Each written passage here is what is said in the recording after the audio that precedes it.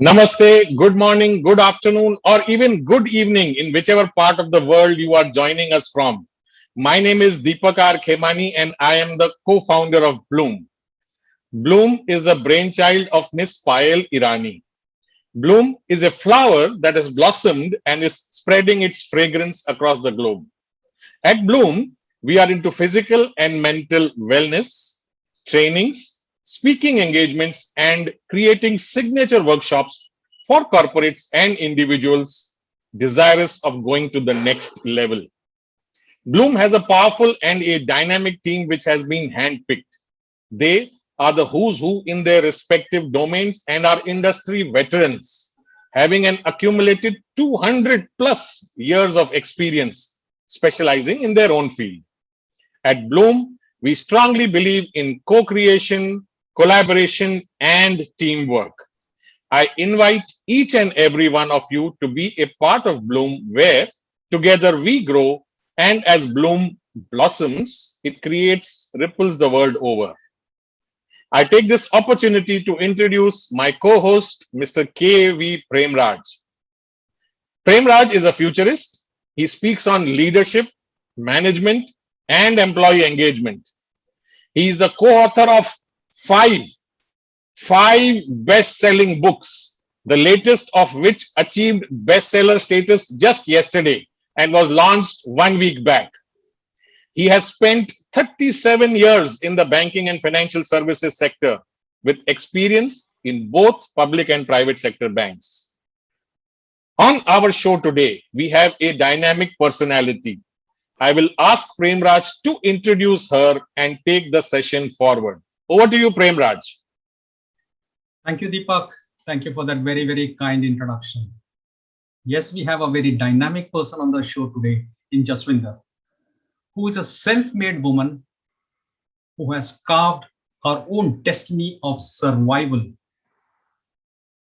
From the tipping point of breakdown in the dark night of the soul to breakthrough, she continues to rise and is elevating others along the way, shining a light in many ways and directions.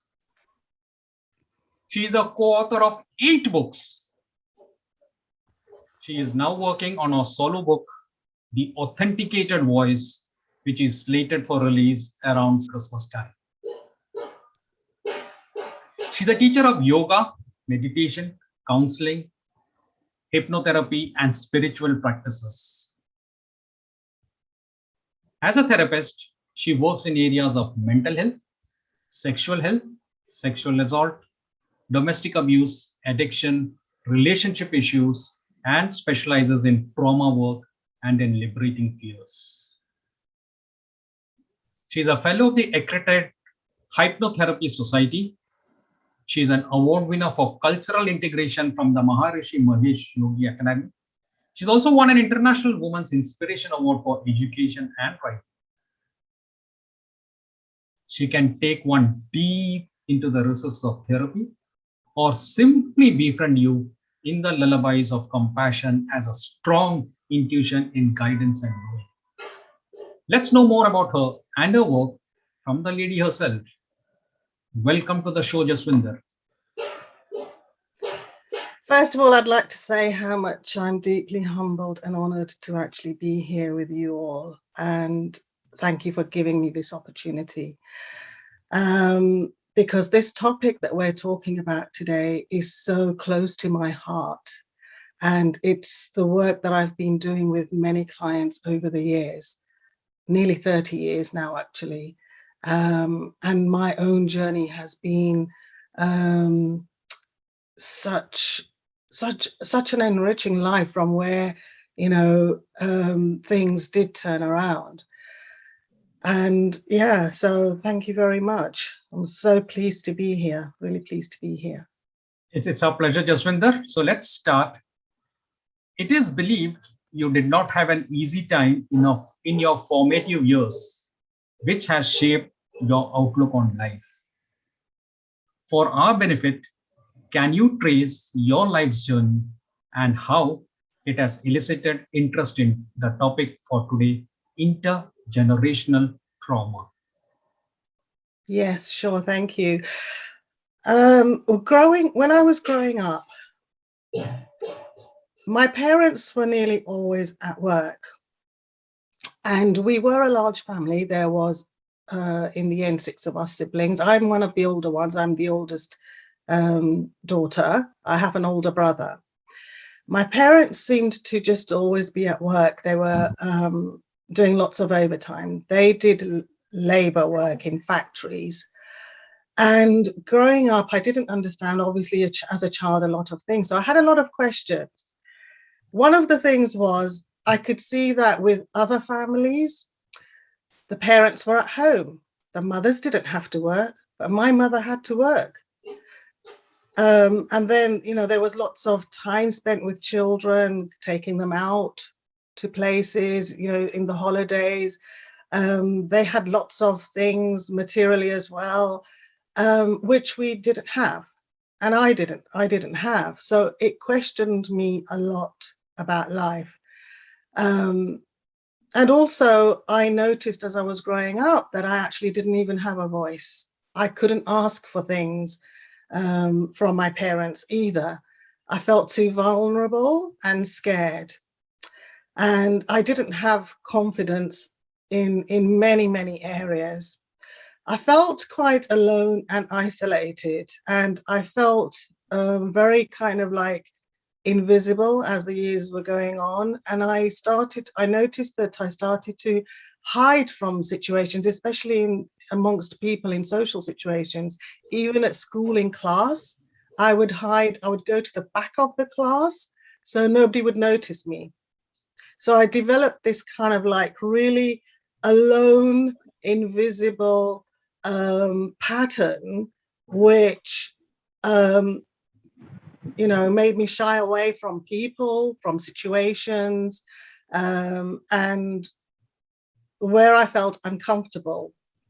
I also started to notice that I felt very uncomfortable when people spoke to me with a raised voice, when they shouted. I got very scared and frightened of that. That would make my voice and me, close down even more. I would, sort of regress into myself even more. And the other side of it was that because I was going through so much pain myself and so much suffering and so many questions, and growing up, I had to work really hard because my mum was constantly at work. And after me, there was 4 more siblings. I ended up doing most of the household chores from a very early age. Sometimes my parents would even say to me, right, you can't go to school today because there's too much work to do in the house. So I had a lot of time off school as well. Even like when a younger sibling was ill, I remember my youngest sister, she's 10 years younger than me. When she was born, not long after, she was very ill and was hospitalized. And because obviously at home, from the moment she was born, I built up a close relationship with her. I was feeding her and looking after her, changing her nappies. When she was in hospital, she wouldn't drink the milk from the nurses.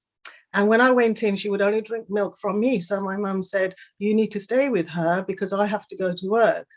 And so I was taking time off school. And then when the nurses would say, because back in those days, 70s, the laws were not as strict as they are now for children going to school. They were very relaxed, and it wasn't like, we obviously didn't have all this technology for a start. So it was just casually, some of the nurses, said to me, oh, you're not going to school? And I said, no, I hurt my leg, so I'm off school. And that was it. They didn't think anything more of it, so it just continued. So I had to work really hard. So all these questions, like, why am I working so hard and other children who are going to school are having it so easy?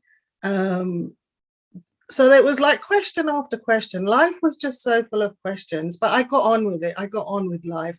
I wanted to protect my parents because also, when I was 8, after 3 girls, my parents lost a baby boy. And as you know, in Asian families, losing a boy is a big thing, especially after 3 girls. And so my parents were devastated. And I was, as an 8-year-old, I was working really hard, rushing around, trying to make sure my parents were not suffering any more than they already were, and looking after everybody. So I learned to be a very, very fast and hard worker very early on. And I began to develop this intuition very strongly of knowing the needs of things and situations around me. But yet, like amongst all this, we had a lot of people around at times, and I'll come on to that in a moment. There was this strong sense of loneliness and isolation that was developing and growing inside me. I remember quite clearly sometimes, at night time, because my mum had a job that I later kind of like, when I was 15, 16, I joined her in this job. Sometimes I would go with her at nights, but before that, when I was much younger, she would go to this job at the hotel where she was doing washing up in the kitchen, and she would come back. She would go sort of like 6, 7 o'clock in the evening and not come back like 3, 4 in the morning. And I remember sometimes 9, 10 o'clock at night, after I'd put everybody to bed, I would be yearning for my mum to hold me. And I would be thinking, why am I going through this loneliness? I'm sorry, I'm going to have some emotion come up because, there's a lot of pain that I've been through. So when I talk about things, sometimes I connect to the emotion through the memory. So I remember sort of lying in bed and I would think,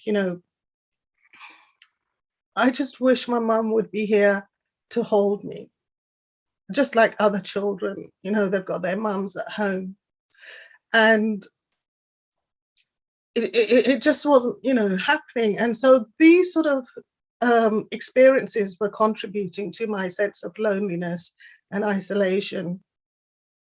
But as I got to know my parents' story as well, much later on, I kind of realized just how hard their lives were as children. And my father, I'll just sort of like brief you on that. My father, he was about 8 or 9 himself. And I didn't know his story for a very long time until I was 21 and went to India. And my grandmother told me. My father had kind of like not really burdened us with his past or his story. So when he was about 8 or 9, his family had kind of already, they were living in what is now Pakistan. And when the partition happened, he was a young boy. And they had to cross the border over to India. And my grandmother, his mother, she had already come with other relatives and her children. My father was left behind with his uncle. They had to come on like the next train. And when I found out about, like there was over 14 million people who were displaced, there were trains that came to India where actually happened on both sides, where people were literally murdered and not coming alive.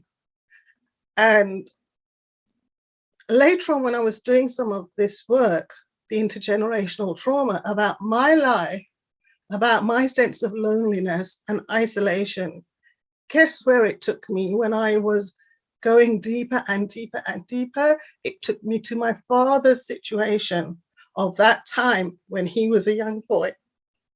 And I could sense and feel his pain, his loneliness, his isolation, because what was going on for him at the time was the vulnerability. Will I ever see my family again?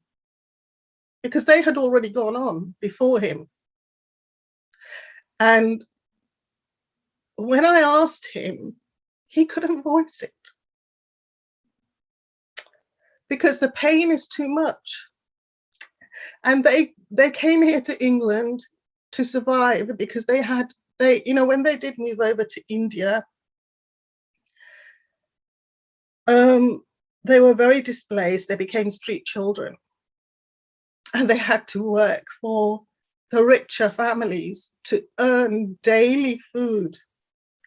And when my father did settle down and start talking to me, because he knew I was interested, and I said to him that it's important for my healing as well as his, he started to tell me that he would go and work for rich families, and he suffered a lot of abuse.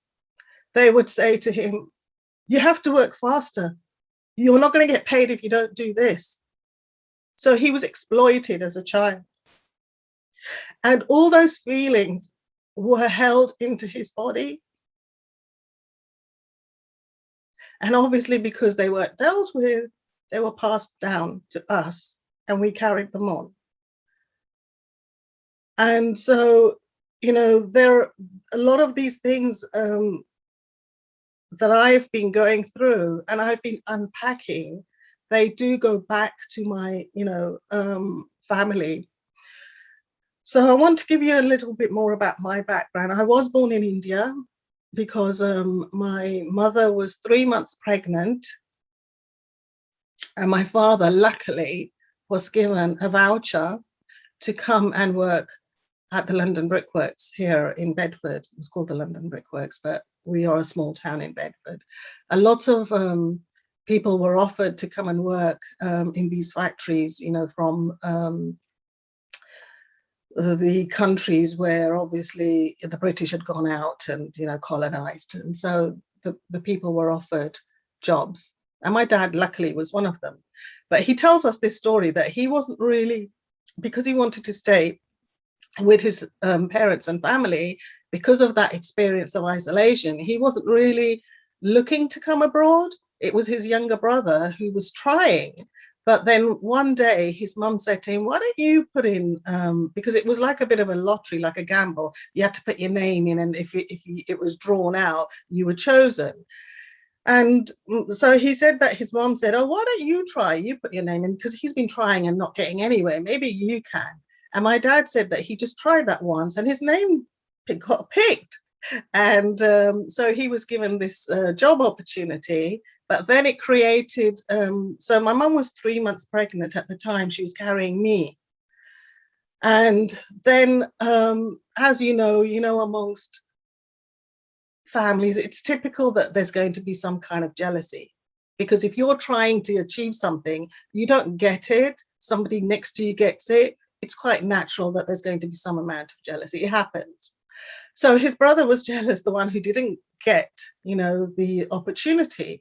And then this created a bit of a drama in the whole family. So my father had come to England, and my mother was beginning to have a bit of a hard time with the family. So she went to go and live with her parents and stayed there for the duration of her stay. So I was born in my mother's maternal home.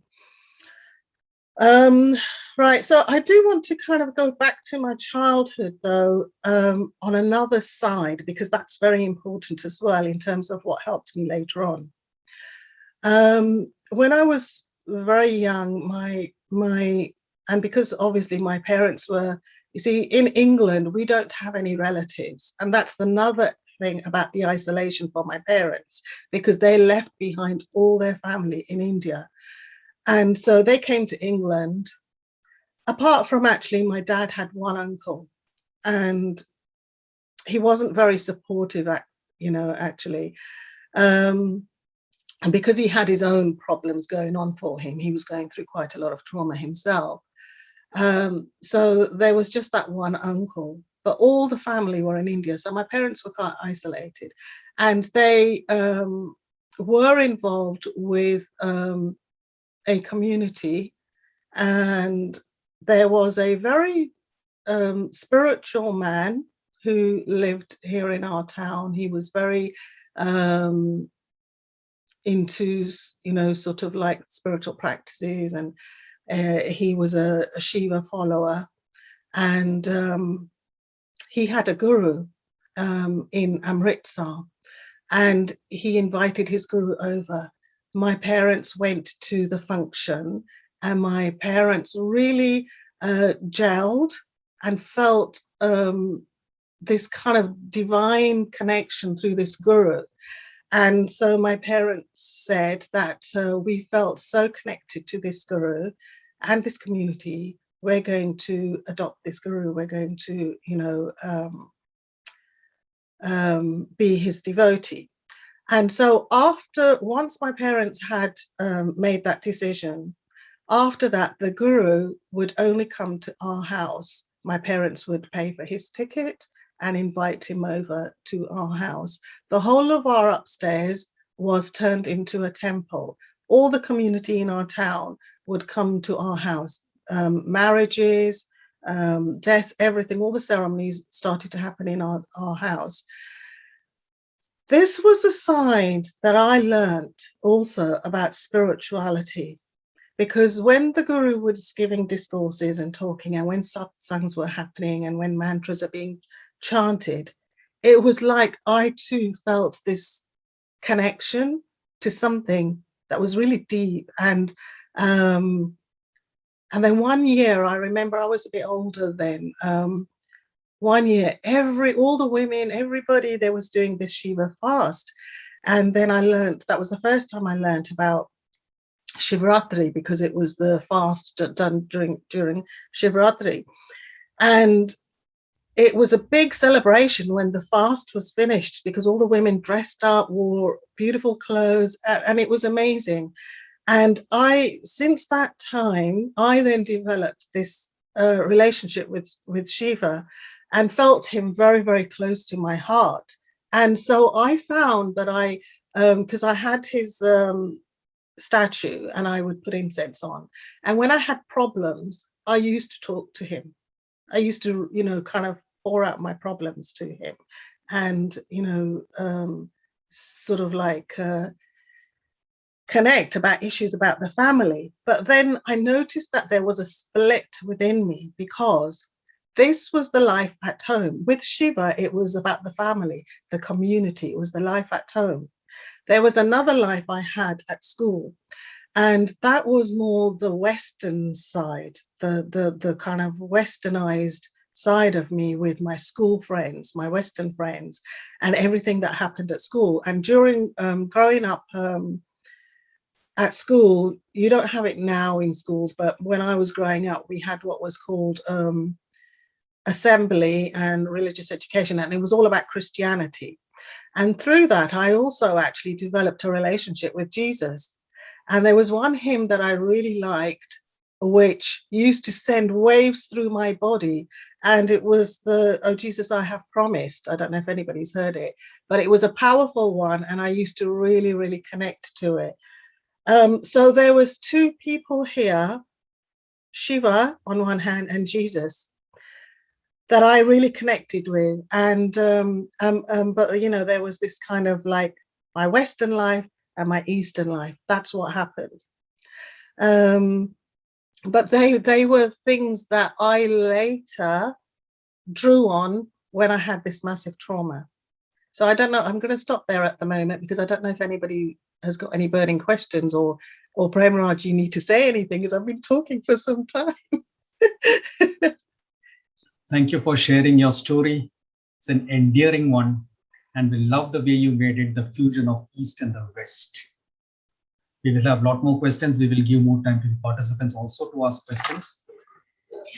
You do a lot on past life regression. I believe you've done a lot of research on that. Mind enlightening us a bit about it? Yes. Okay. The past life regression, you see, obviously with the philosophy of India, I grew up with the belief of past life, because my Sikh side as well, they do believe in past lives. So I grew up with the understanding of past lives. And, sometimes when things would happen in the community, I would hear the elders talk about must be karma from the past life. So I grew up with a lot of concepts that I heard about past life. But my real understanding came when I went through a trauma in my mid to 20s, late 20s. And after that, I started to learn astrology and in a proper way about our birth chart. And in astrology, you have certain points, and there is one that is called the North Node and the South Node. So the North Node is where you are going in this life, your life path in this life. The South Node is where you're coming from. And when I was going through this massive trauma that it was just ripping me apart at that point in my life, and astrology came my way. Initially, I started the classes because I just needed to go and do something that was going to, you know, ground me and center me. But as the class unfolded, I began to learn about, because it was focusing on our individual chart.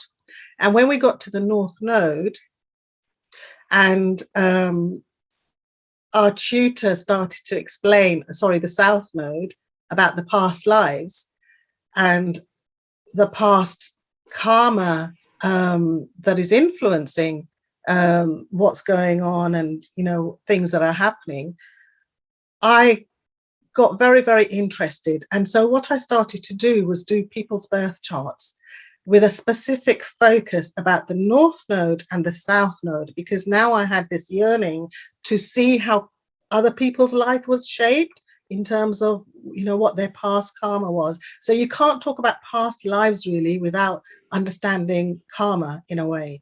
It's almost like the two are tied in together, the two are interwoven. And so my past lives was in the second house in Capricorn, and when my tutor explained what that was all about, I was really shocked, because everything I was experiencing in this life and what I was going through in this life and what he told me, I was in a real state of shock. And so that was a huge learning, because Capricorn, South Node in the second house, is all about someone who comes from a place of a lot of money and a lot of leadership qualities. So this is my past lives, yeah, where I came from a lot of money and being in positions of leadership, high leadership, because Capricorn is the tip of the mountain. It's when people have been to high leaderships. And I said to him, but in this life, I'm at the bottom. I'm at the bottom, and my parents are at the bottom. And he said, yes, because now you're learning the opposite. The opposite. So past lives are very powerful. And I've been working with a lot of clients where they've come to me with lots of issues. One of my very early ones, which I always remember, was this English lady came because she had a pain in the back, just by her spine and shoulder blade. She had this sharp shooting pain. She had been to see every therapist you could think of, and nothing had worked. And then she thought she would try past life regression. And so I did a past life regression on her. And what happened was it took her into a past life in Africa. She was an Africa in a tribe, and one of the other tribes had thrown this spear in her back while she was running for survival. And it was so deep that it killed her. But because it was never healed properly, she carried that pain. And so we carry this pain into our, you know, future lives from past lives. And then I've worked with other people where, you know, they've been, some people have been committed suicide, or they've been burned, or, you know, severe things that have happened to them, where nothing is working because these things have been so severe. I mean, I even worked with this lady who was put in the gas chamber during the war, and she had asthma and she had breathing problems, and, you know, it was really affecting her. So there is a lot of issues and problems that are going on that the soul is carrying into this life that actually happened in our previous lives. And, you know, because our soul and our body, it carries those memories. We have that implicit memory that is carried on. And unless, you see, I know that in our Indian yoga philosophies, we have this understanding of samskars. So we build these samskars, and they stay with us until they are healed and dealt with. And so you can say that really a lot of the people, when they come to me with these problems, they're carrying these samskars of whatever it is. So they can be in the physical body, the emotional body, the mental body. So like when somebody's got a mental illness, you know, and they can be further in the ether, for example. So, you know, we see these themes and patterns in people's families as well. So this is the intergenerational trauma, where then it starts on the personal level, but then when we start to look at the family, the themes like the one I was explaining about the isolation in my family, you look at the family history and you start looking at, you know, how the parents had this problem and the grandparents had this problem, and it carries on until somebody sort of sits there and thinks, hang on a minute, we need to look at this and we need to heal this and deal with it. So I don't know if that answers your question, Premraj, but yeah, so past life healing, I would say, is very intertwined with karma and karmic interactions and things that are, you know, have been going on. But also it's not, I wouldn't say karma is, you know, that it's kind of like a good or bad, or we're made to feel bad, because I tell you, the other thing that I learned about karma in a big way was when I watched the story of Ram and Sita. I watched the whole story of Ram and Sita, and right at the end, I burst out crying, because Ram and Ravana, they hugged each other. They hugged each other because at that moment, they fulfilled their karmic contract. It was what they had chosen to follow through in this life for a higher purpose, for the world, for what was to come. And I realized then in that moment that, you know, there is something deeper that is behind. You know, it's not about punishing somebody in a bad way, you know, because Ravana, if we look at the whole story, there are reasons why he did what he did, with a view of learning for what Ram had to learn, because how could he expose his full light without this, you know, experience that he had to go through? Now they say that, you know, the darkness teaches us into the light, and that is what that story is all about. The whole sort of, you know, play between Ram and Ravana and Sita tied into it is all about how Ram was going to, you know, be the light for the world. But for him to be that, he had to have the opposite to show how to get to it. And so that kind of like taught me as well on a big level, hugely. So stories impact us as well. They are great teachers, really great teachers. My family, myself, we are born into what is called the untouchables, outcast, the low caste, Dalits. Okay. And growing up, I had heard the word Jamar, which is the caste that we are, but I had not heard the word Dalit until maybe a few years ago, because I think it's maybe a new word, I don't know. But in order for me to do the healing work that I've done, I had to investigate this. I had to investigate this on a big level, because I had to investigate why these people are given the status on such a low level. Why are they, you know, in the slums of India? Why are they why are they the ones who are experiencing extreme poverty? Sorry, the sun's just come out really brightly. Why are they experiencing extreme poverty? And why are they shunned from mainstream society? You know, because when I was doing my healing work, these are all the things I was actually feeling and experiencing. You know, I felt shunned. I felt like an outcast. I felt lonely and isolated. I went through extreme poverty. Can you imagine that here in England, I went through a long period of extreme poverty where I did not have money for food? Yeah, we get a small amount of an allowance, but it's like breadcrumbs. I'm telling you, back in, especially, you know, what I was going through. And so I lived on a very basic diet, because what I would do was just buy lentils. And I survived on lentils because lentils is a good all-round, you know, nutritional sort of food. And so I would just buy a packet of lentils and cook that, and I would survive on that for a good few days before I changed the type of lentils.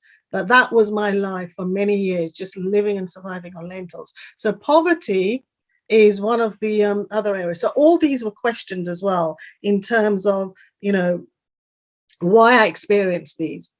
What I then realized, so I went through this whole journey, this whole trauma, all these questions, and then I did a lot of my healing. I kind of understood a lot of these things. I understood about the past life, the karma, and the intergenerational trauma, my family, my parents.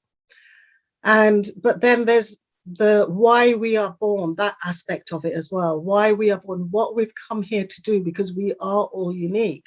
Why we've come here. That piece of the jigsaw puzzle came to me via, I went to South Africa with a friend, and she took me to a friend. She said that she has a friend who's a healer, Sangoma healer. They're well known in Africa. And this Sangoma healer, it was almost like she knew me before I even got there. And she said to me, you're doing a lot of work, helping a lot of people, healing. And I was a bit surprised. I thought, how does she know, you know, this? And she said to me, your ancestors chose you to do this work. And I was a bit confused. I said, you know, I thought to myself, why is she saying my ancestors? Because I've been so angry with my ancestors. I've been upset with my ancestors. I have hated my ancestors. And she's saying to me, my ancestors have chosen me to do this work. And then it all started to fall into place, because my mother's father was a sadhu. He left the family when my mother was little, same age as my father. Now, there is a parallel here. My father had that trauma when he was a young boy and became isolated because of the Pakistan-India partition. My mother experienced this isolation because her father left the family to go into the Himalayas, the mountains, with his guru to, you know, because he was having this spiritual awakening. And so my mother and her sisters, and, you know, they and my grandmother, they were left on their own. So they experienced this, you know, isolation and loneliness, and what they were going through. And then I realized that all these years, I did have this connection with my grandfather. He was guiding me with a lot of the stuff, because when I was going through my point of suicide, and I remember I was actually talking to my grandfather. I was saying to him, you helped thousands of people in India. You helped them to go abroad. You healed them. You took away their pain. And I'm dying. Why aren't you helping me? I was literally talking to him and shouting, because he's passed away, you know, when I was small. And there was this one night where I was talking to him, and I was talking to Shiva, and I was talking to Jesus, and I was on the point of really, the pain was so severe that I wanted to go down to the river, but I had my little baby at the time. I wanted to go down to the river and I wanted to just jump in. That's how bad it was, that tipping point that I was talking about. But in that moment, when I was saying to my grandfather, you saved all these people, you can't save me, your own granddaughter. In that moment, what happened was there was this light that just, like lightning, it just came into me and it filled the whole room with this white light. What happened was I went into my light body and my Kundalini just rose. And then I saw Shiva take away this old part of me. It was like he was taking away this old part of me.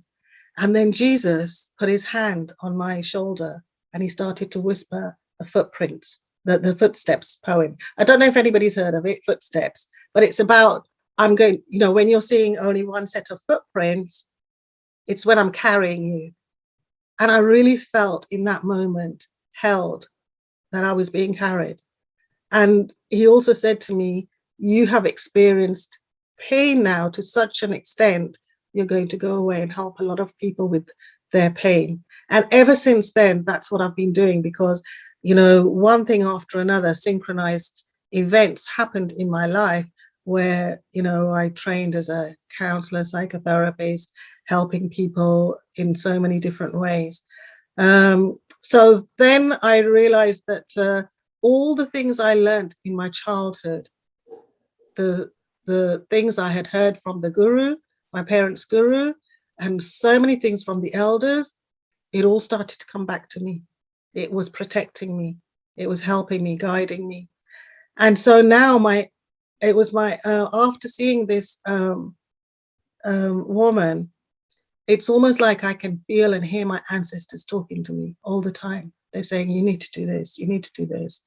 And what they are asking me to do is to help the Dalek community to learn ways to help and heal themselves, to come out of poverty, to come out of all the pain and suffering that they are experiencing and going.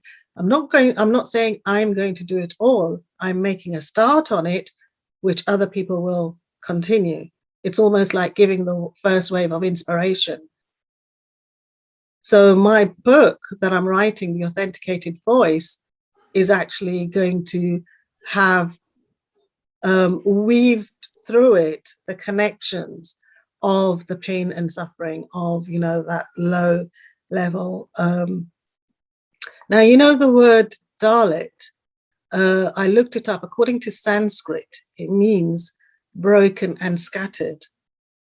The other side of it, I thought to myself, well, there are a lot of people, especially nowadays, who are feeling broken and scattered, not just the Dalit people. When they were going through, in the 18th century, in the 1800s, from around the 14 to 1900s, their life was actually really bad. They were very, because during my research, I've heard and seen and experienced that they were controlled by a lot of the upper castes, and they weren't allowed to even chant the name of Shiva, because if they did, their tongue was sliced out. They were beaten, killed, many things happened. So this is intergenerational trauma. This is because you can't separate ancestral trauma from intergenerational trauma. So because I'm born into this in this life, it doesn't mean to say this has been my life, all the time. It is in this life. So in this life, I have to understand all of what's going on that's related to that.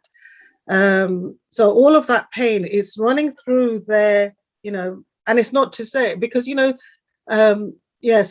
sorry, going back to the broken and scattered, growing up, I had a very strong affinity with the Black people of America. And then I realized, yes, they have been broken and scattered, just like the Dalits. The indigenous people, they have been broken and scattered, just like the Dalit people.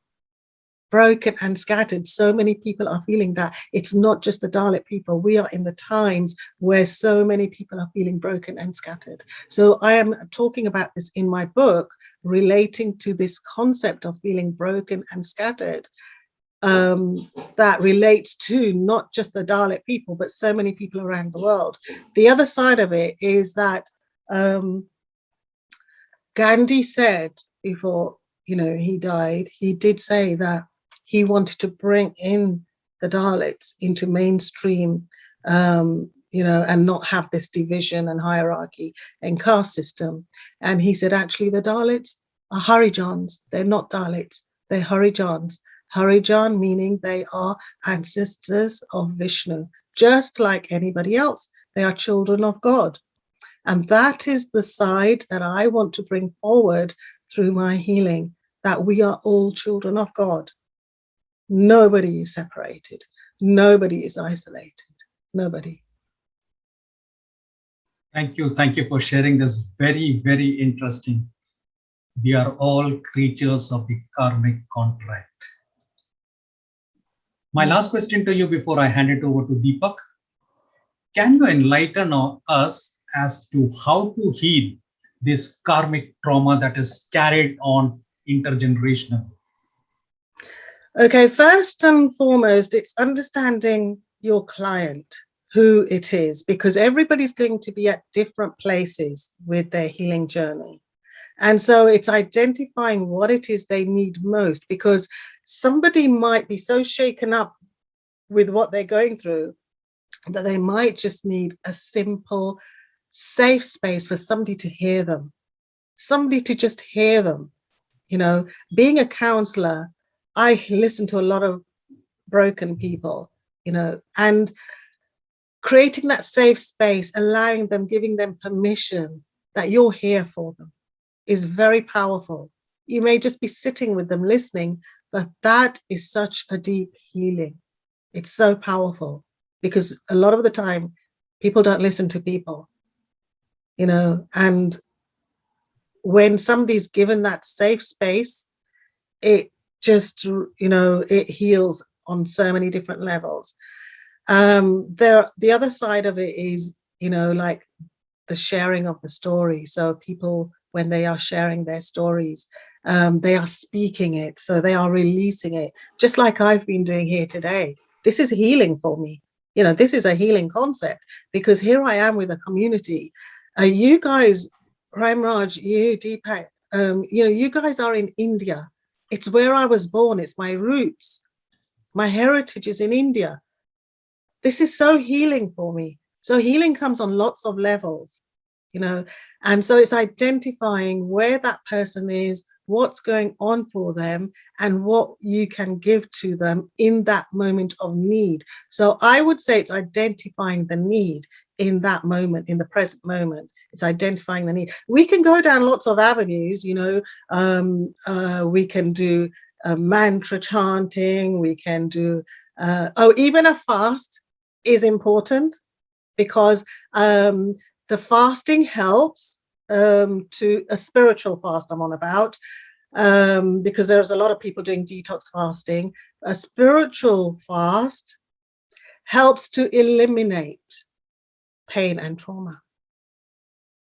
So there are so many things. It's knowing where that person is.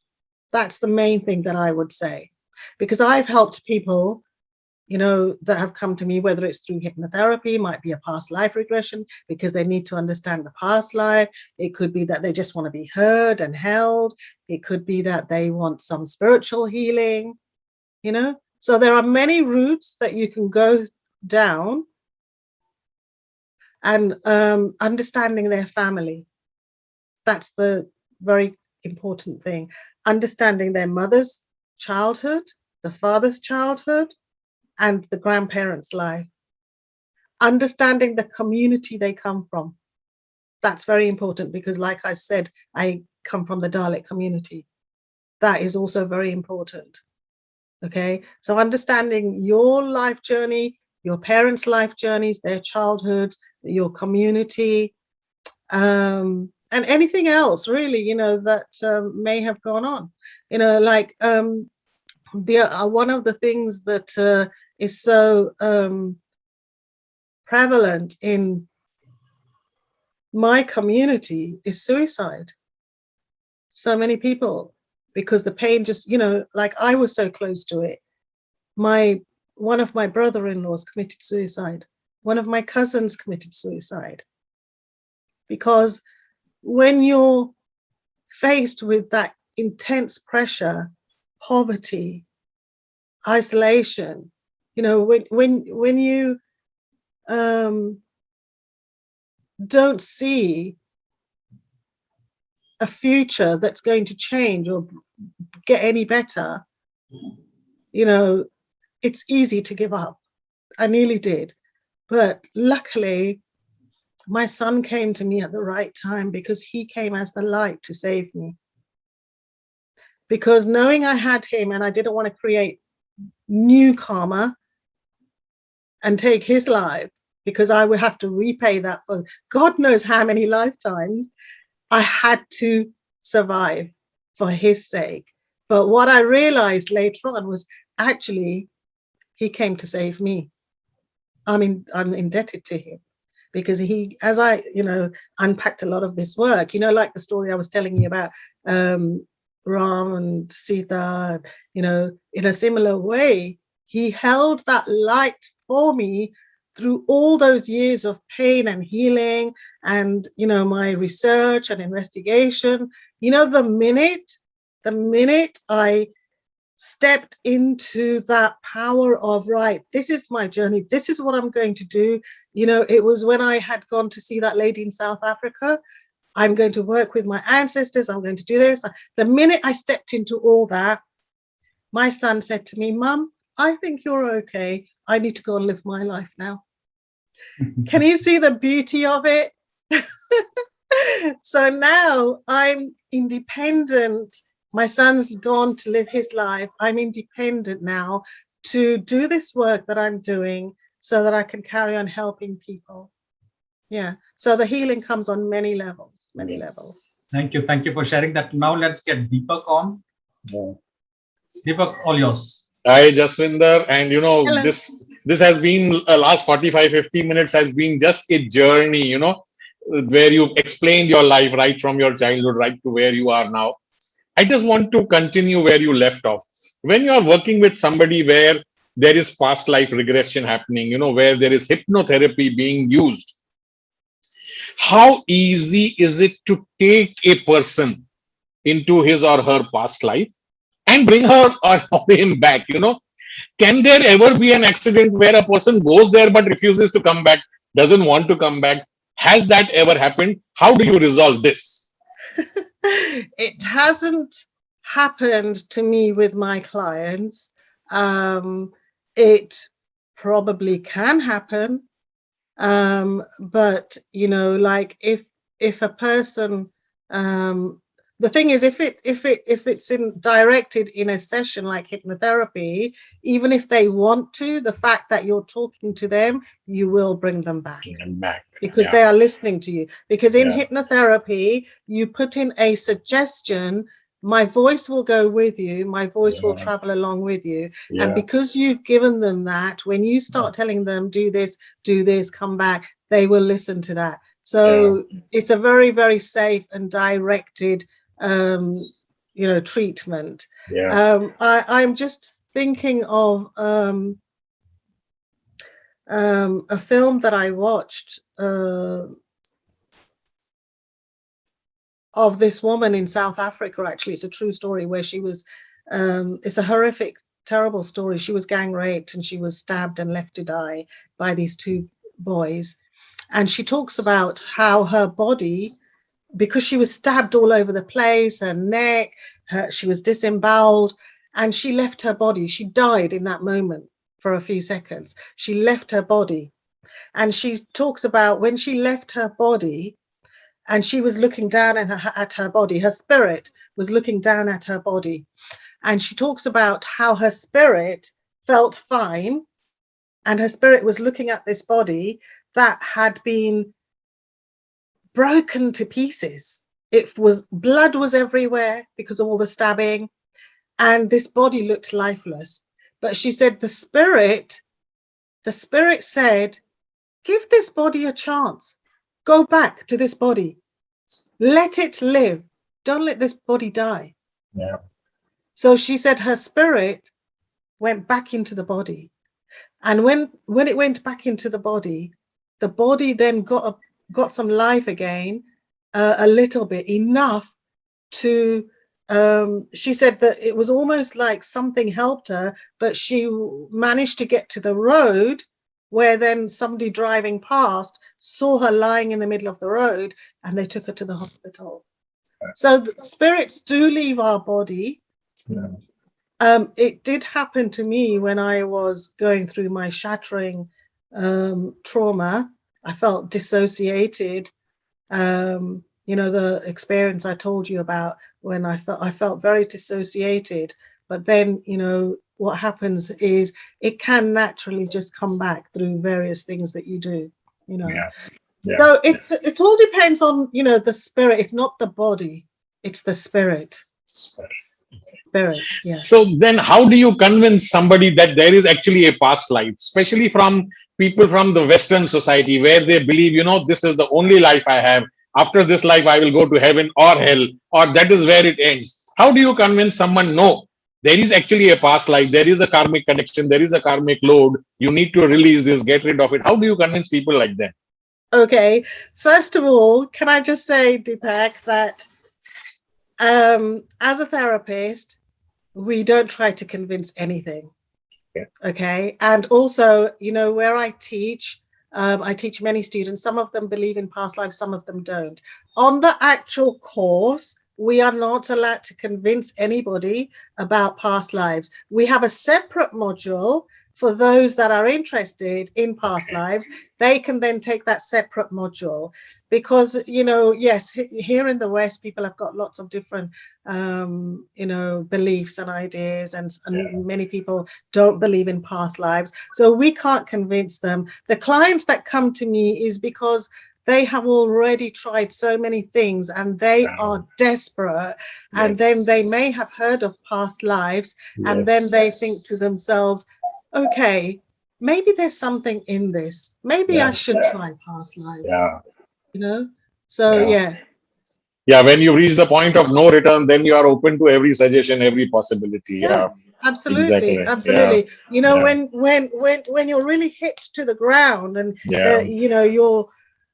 there's no other way forward. I mean, I'll share this story to you, that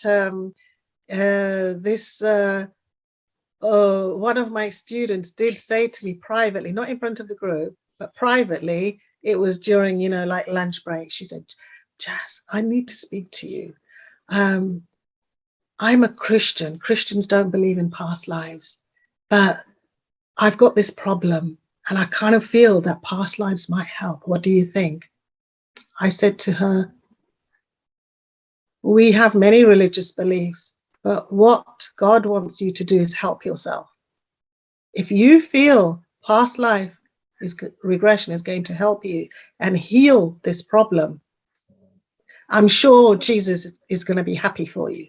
Yeah. Yes. Yes. Also, you are using a variety of techniques. You are using almost a fusion. There is past life regression, there is Akashic records, there is hypnotherapy. Do you think, or do you feel, obviously you have been using all of these over this long period of time, is there one which works better? Or let's say this one works for childhood trauma, this one works for X, this one doesn't work, or you keep on trying different therapies till you get it right? How does that work? My main route for everything is hypnotherapy. Whether I go into the Akashic records, whether I go into past lives, whether I go into childhood trauma, that is why I'm a fellow accredited with the Hypnotherapy Society, because I have done so much work with the hypnotherapy, and I take the hypnotherapy into so many routes. So my main, I call it my gate, you know, hypnotherapy is my gate to everything else, you know. Yeah. There have been a few questions on the chat, but what I would like to do now is, we have present in this room Nirja Singh. Nirja is the current president of the Professional Speakers Association of India. She said that I am very interested in this topic which you are hosting today with Jaswinder. So I would like to ask Nirja, please unmute yourself. If you have a question directly you want to ask Jaswinder, go ahead. Or if you have any comments, please go ahead. Thank you, Deepak. Thank you, Jaswinder. You have a beautiful, very powerful voice, and my eyes didn't move from your face mostly. I was all the time glued to your, yes. And you have a presence on the camera, and I think it's beautiful. That's one. And second, Jaswinder, I was very keen on attending your session because I speak on generational diversity, generational issues. And in India, the gap has really widened today because the changes have come very fast in the last couple of decades. And it was actually my daughter who started talking about intergenerational trauma. And my family has been through the similar experience of Indo-Pak partition. And my dad came from there. So a lot of what you're saying is resonating. And because I was trying to help my daughter, I've gone through some of these experiences that you spoke of. I just want to say one, yes. I just want to say, and it's providence that I'm here attending your session. It's beautifully timed as far as I'm concerned. And what I want to ask you is, Jaswinder, whenever I met people in this field, and there was a past life regression, it was done for one of my daughter, my elder one. They said, surrender, don't question, don't look for certainty. There is a bigger design. There is a larger picture that perhaps you're not aware of. Don't fight this. Every time I went with my child, I would be told this, don't fight this, don't fight this. Yes. Right? That's how it works? Yes, absolutely. Nirja, absolutely. And I can say a bit more on that if you want to, yeah? When I was saying that I was talking to my grandfather, that he was, helped so many people, I was sitting on the floor, and then I sort of bowed down and I was hitting the floor with my fists, and I said those words, I surrender. God, I surrender to you. Take me and do whatever you want to do with me. I surrender. I'm not going to fight anymore. And that is when the light started to kick in, because I surrendered. I stopped fighting. I said, tell me what you want me to do. I will follow you. I will do whatever it is you want me to do. Another example I would like to share just recently. I was having some work done to my house, some renovation work, and I got stung financially big time. The interesting thing is these builders were also Dalits. They come from poverty back home, because they had, then they came from India, and they have got families back home that are very, very poor and isolated. But they did me damage in the excess of £60,000. That's a lot of money for me, my whole life's work. I had to take out a loan, which I'm still paying. And I had gone down the road of solicitors and legal battles, etc. I was so close to going to the court. And what happened was, the solicitor said to me, once you start court proceedings, you're not allowed to stop. It has to go all the way. I sat and I prayed to God, and I asked for guidance. And what they showed me was the time when I surrendered before, how easy it was. I was told to surrender and let go, because the money that they took from me went to help their families who were starving. And I let go of that court case. I surrendered.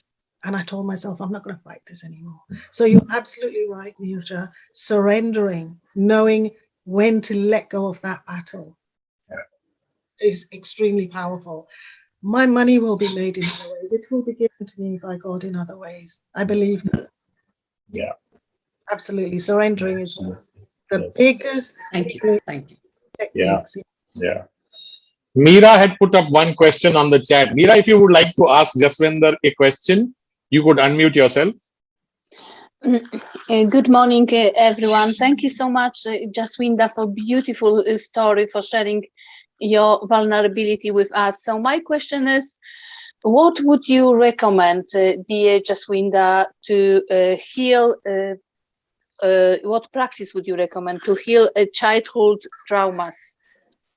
Childhood trauma, I would recommend age regression, going back to the ages of that trauma. There is something called age regression. So if that trauma happened at the age of 8, for example, we would go back to the age of 8 to experience that trauma, to see what was going on and, you know, what was happening. So it's called age regression in hypnotherapy. Do you do this kind of work yourself? Yes, absolutely. Yeah. I teach it on my modules. Yeah. Thank you. So I will directly message you. Thank you so much. Thank you. Thank you, Meera. Thank you. Yeah. Before I hand it over to Premraj, I was just reading from your website.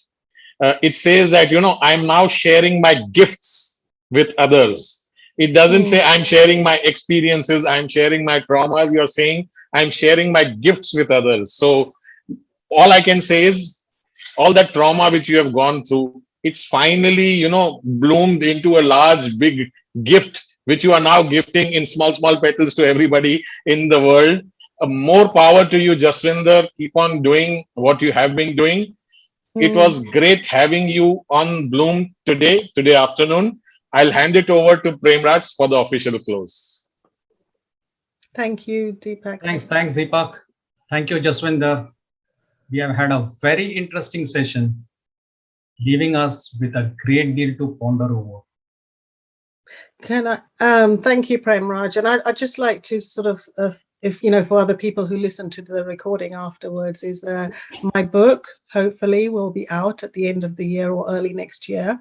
It's called The Authenticated Voice, and a lot of what we've talked about today in this session is in my book. We're looking forward to the release and the launch of that book, Jaswinder. Yeah. Thank you very much.